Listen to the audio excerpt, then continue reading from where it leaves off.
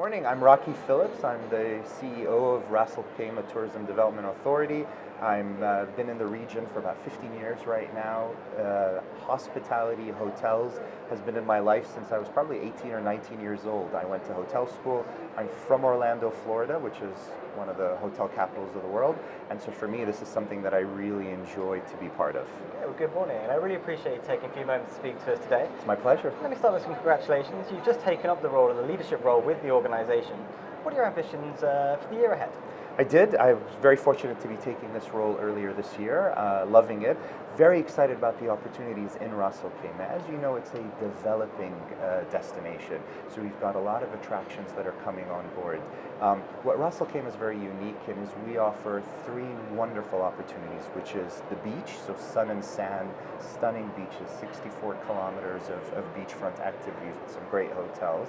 We've got the desert as well, so beautiful desert, natural wildlife. We've got some animal reserves where you can see habitats in their natural element.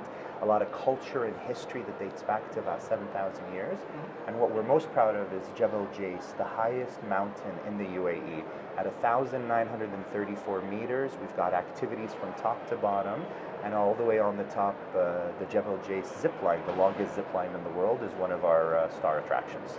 And that's been expanding there. You've just opened a new elements of that as well to welcome even more guests. We did. We've got a welcome center that opened there, which in a couple of months we will launch the highest restaurant in the UAE.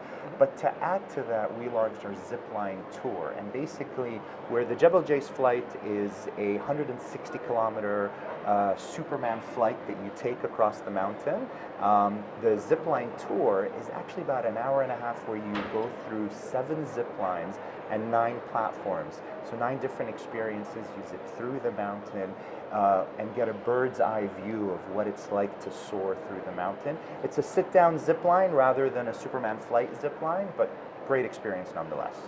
You're making it very easy for people to get to Ras Al Khaimah as well. You've just launched a partnership with SpiceJet to help people get into the emirate. We did. So SpiceJet is a great airline. It's their first international flight out of India. So from New Delhi into Ras Al Khaimah. India is a very important market to us. So that's something that we're excited about. But we also have other airlines, Pegasus Airlines that's flying direct, and we're working through a variety of other international carriers.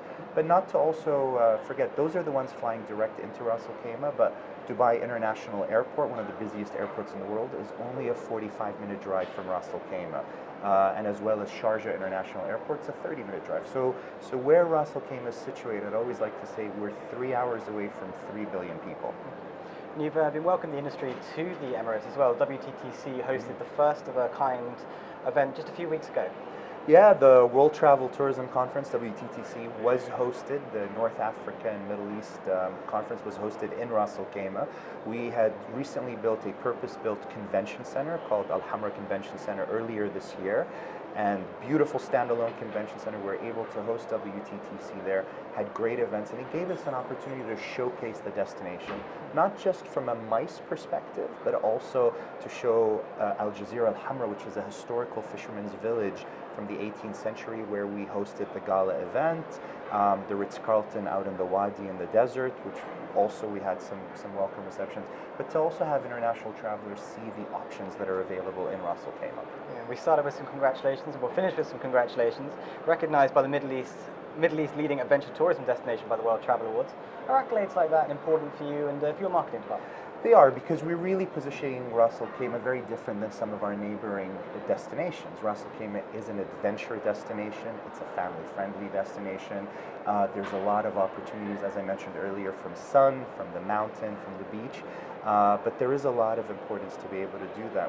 We're developing it to be a very sustainable destination, both ecologically but also from a cultural perspective. And also in 2020, Ras Al Khaimah is the Gulf capital, tourism capital. So for 2020, Ras Al Khaimah has been positioned, we'll be doing a lot of activities starting from New Year's Eve all through the end of the year with so many different things. The Bear Grylls Survival Academy, which is going to be a very exciting experience, will open at the base of Jebel Jais, the mountain, and so on and so on. Okay, that's a really interesting point. I appreciate your time. Thank you very much. Good, my pleasure. Thank you.